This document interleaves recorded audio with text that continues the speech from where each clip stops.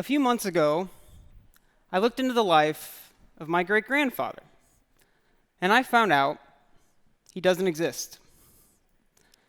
Everybody gets that urge once in a while to dig into their past, to find out where they came from, why they're here. And when I went into this search for my great-grandfather, I knew two things about him.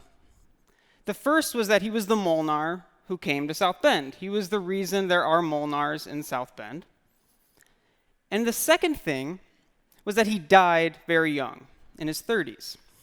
So his children didn't know who he was. This is the little family tree. Here I am. And above my grandfather, the first Joseph Molnar, was nothing. We had even lost his name. We didn't know his name. Even though he gave us our last name, my family had forgotten his. We had no memories of him. We had no pictures, nothing. So I started digging. And it was a very traditional, it wasn't that hard. It was Ancestry.com.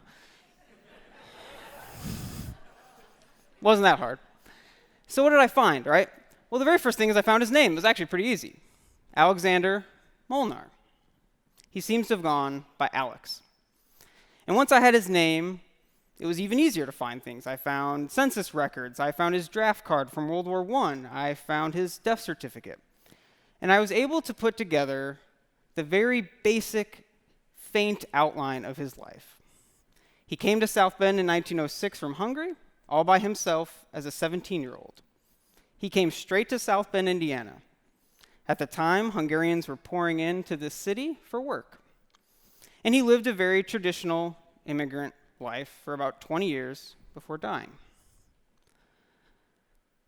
But on those cards, on those census records, on those draft cards, I found addresses, places where he lived in this city, which is what I was really looking for. I was looking for a connection to this man because I had no connection from my family because they weren't able to give me anything. I wanted to at least go to the house he lived in, maybe see the porch he must have sat at. So I did that. I found the 4 houses, and this is the first house I found.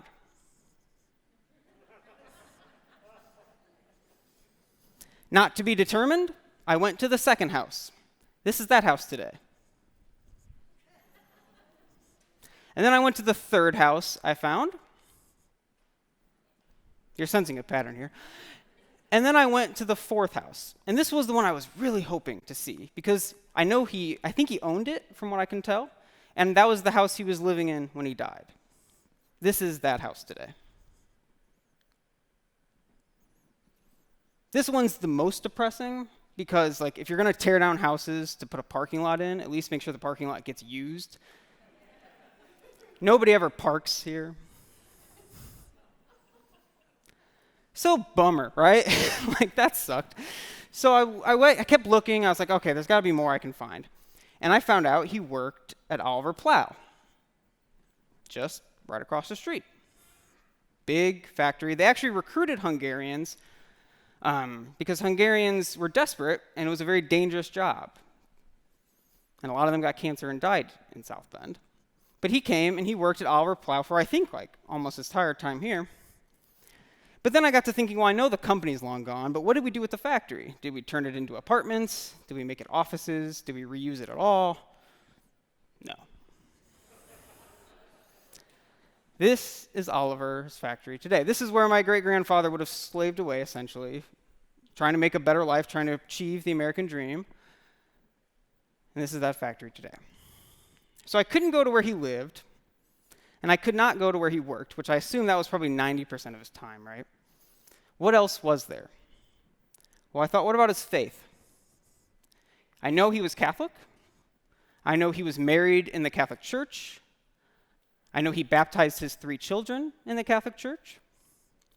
And I know he died and had a funeral mass at a Catholic church. In fact, his obituary is only 5 sentences long. Imagine if your life was boiled down to 5 sentences. What would you want them to be? Well, faith was important enough to him that one of those 5 sentences was dedicated to the fact that he was having a Catholic funeral mass at St. Stephen's Catholic Church on the near west side. And this is where that marriage happened I told you about. And this is where his 3 children were baptized. And this is where his final Mass was held before they buried him. His vacant lots circle this church. This church was built by Hungarian immigrants like him for a place of community where they could practice their ancient faith. It clearly meant a lot to him because he stayed very close to it. This is St. Stephen's Catholic Church today. My great-grandfather died in 1924. That was less than 100 years ago. There are people alive today who were alive when he was alive. And his whole life is gone, as if he did not exist. 100 years isn't that long. I'm not talking about my ancestor from like 5 centuries, way back in the old country. I'm talking about like the guy who was here less than 100 years ago. So I got mad. I felt like something had been taken from me. And I got mad at South Bend.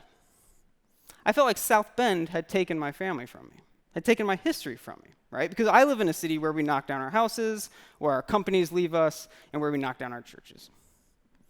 And in many ways, this is part of South Bend's story. It's not a pretty part, but it's part of our story.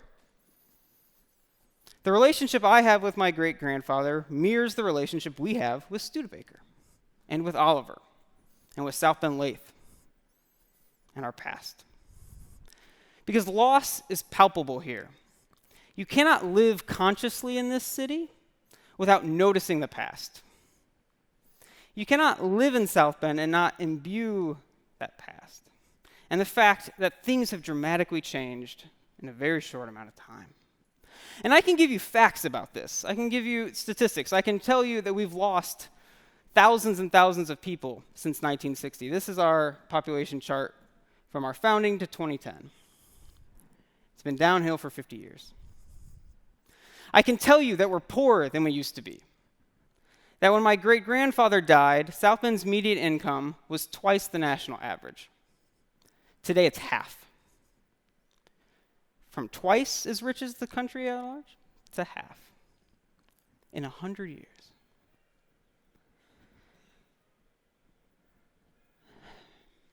Not very exciting. And all those statistics lead to things. They lead to concrete changes to our urban fabric. Our city is littered with vacant factories, or at least the lots where the vacant factories were, where hundreds of people used to have a job, and now they don't. We have vacant storefronts, where a mom and pop shop might once have been, or a little grocery store. Or maybe we don't even remember what was there because it's been so long. These litter our neighborhoods. We have giant industrial complexes that have decayed around us, and then it's up to you and me and all of us to pay to knock them down. Because the companies leave, and they deteriorate, and then the city has to eventually pony up the money to knock them down. You live it in our neighborhoods, you live this loss. There's not a single neighborhood today that existed in 1960 that has not lost hundreds, if not thousands of people since 1960. Not a single neighborhood in South Bend.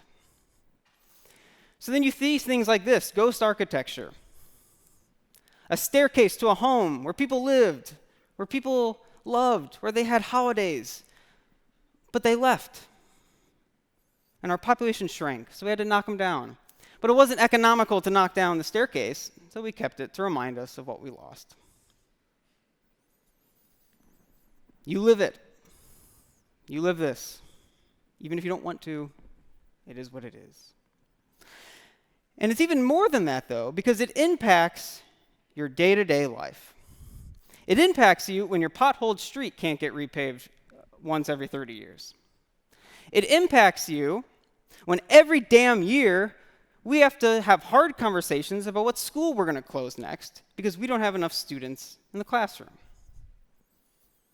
And you live it when you're worried that your child's going to move away and take your grandchildren with them because they're not going to find sufficient work here. Pearly, the most recent example. So I was bummed out. I probably bummed you guys out. I'm sorry. Willow will come back, I promise.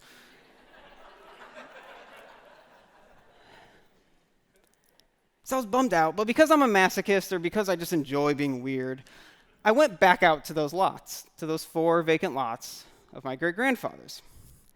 And I was smacked in the face with what I found. This house. Now, this is just a house, but it's 3 doors down from where my great-grandfather lived. And this house is perfect. I'm not joking. It's from the 1880s. It's clearly been recently rehabbed. But it's gorgeous. They've put care and love into this home. And the landscaping. There's not a single blade of grass out of place on this lot. It's crazy. And if anyone knows who lives here, come afterwards and tell me, because I'd like to thank them. But as I was standing there, I saw it from where my great-grandpa's lot was, and I walked down, I'm like, oh my God, this house has a future. You don't maintain a house like this if you don't think your neighborhood has a future.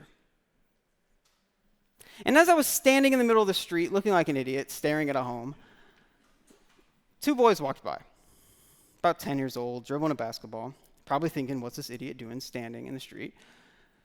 And I overheard their conversation for about 10 seconds. And it was about a girl. They were fighting about a girl. Not like hard, but clearly like, who gets to ask her out kind of stuff.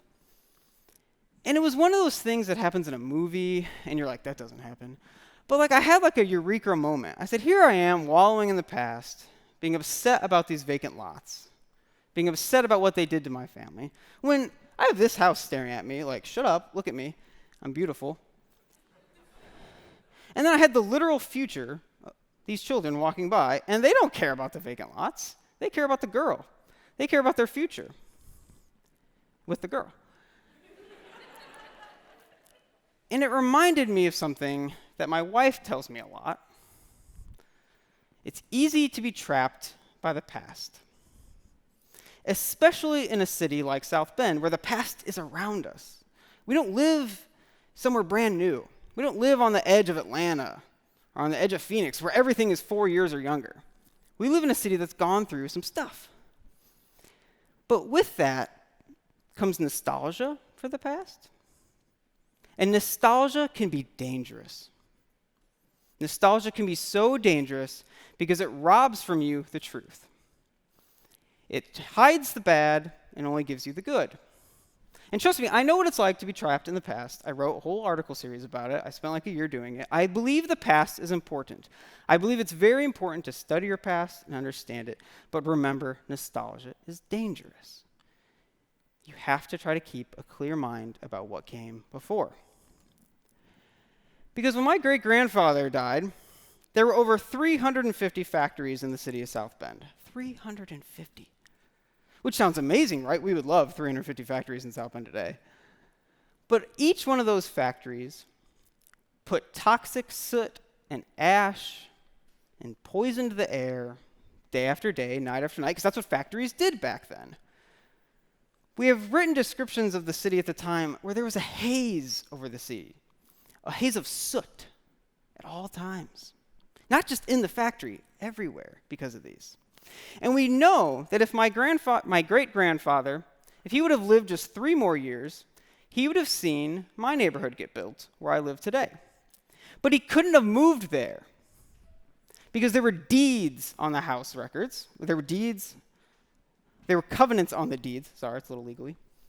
There were covenants that said blacks, Jews, and Eastern European immigrants could not own a home in my neighborhood. And we know at the height of Studebaker, at the zenith of our success, when South Bend was one of the fastest growing cities in the country in the 1920s, we know black children were not allowed to swim in South Bend's public pools. Nostalgia is dangerous because it only gives you what you want. You have to look at everything. And you also should remember when the Studebaker brothers came here, when Oliver came here, this is what South Bend looked like. It was a small little town on the edge of the western wilderness. And this is a picture of South Bend from the 1860s. And if you zoomed in on this, you would see a lot of vacant lots. Because that's why they came here. They came here for those vacant lots and the promise that they present and the opportunities that those vacant lots presented. And they built a really nice city full of big, beautiful public architecture to celebrate the city of South Bend. They put their money in things like the Studebaker fountain, which we now once again can cherish. And they built their mansions here because they knew South Bend was special, and they knew there was wealth here. But it's not all just to pick a new place, remember? Nostalgia is dangerous. But I think we need to get a little bit about their spirit back. So I challenge you to do 3 things the next time you see a vacant lot in South Bend, and you're probably going to see one the second you walk out this door. Think first about the past that was erased. Think about what came before, because that is vitally important. Think about the house, think about the shop, think about the factory, which was there. Then think about the present mistake, the reason we had to tear it down. And there's a lot of reasons you could pick. Think about redlining, which starved our inner neighborhoods of wealth and the ability to build wealth. Suburbanization and white flight out to the suburbs. And deindustrialization, which closed so many factories across cities like ours in the Midwest.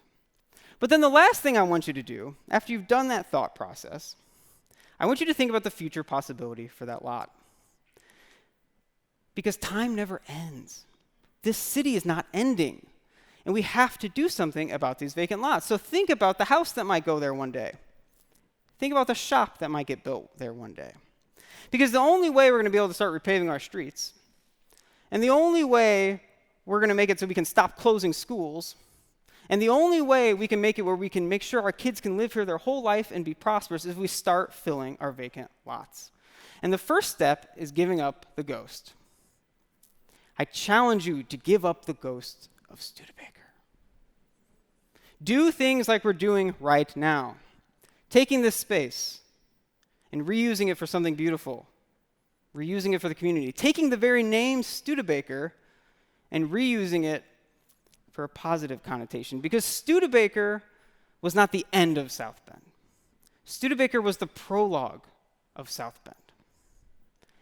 And I think that when I started this journey of looking for my great-grandfather, I think I was kind of juvenile in what I was looking for. What did I really expect when I went to these houses? Did I think a 150-year-old man was going to walk out and give me a hug? People don't live to 150, like that would be weird. I was looking for something else. I was looking for why I was here and that he existed, right? And I did find Alex. He's been in South Bend this whole time. We just didn't know as a family. He's buried at Highland Cemetery. And it was nice to see his grave. Not going to lie, it was nice. It was nice to finally find something that wasn't a vacant lot. They hadn't paved over that yet. And it was nice to see his name etched in stone. Because things that are etched in stone are real, right? That's what we etch things in stone. That's real. But I didn't need this anymore after my little journey. Because I have these guys. These are my children. And they're the 5th generation of Molnars to live in South Bend. The 5th generation. And they live less than a mile from those vacant lots.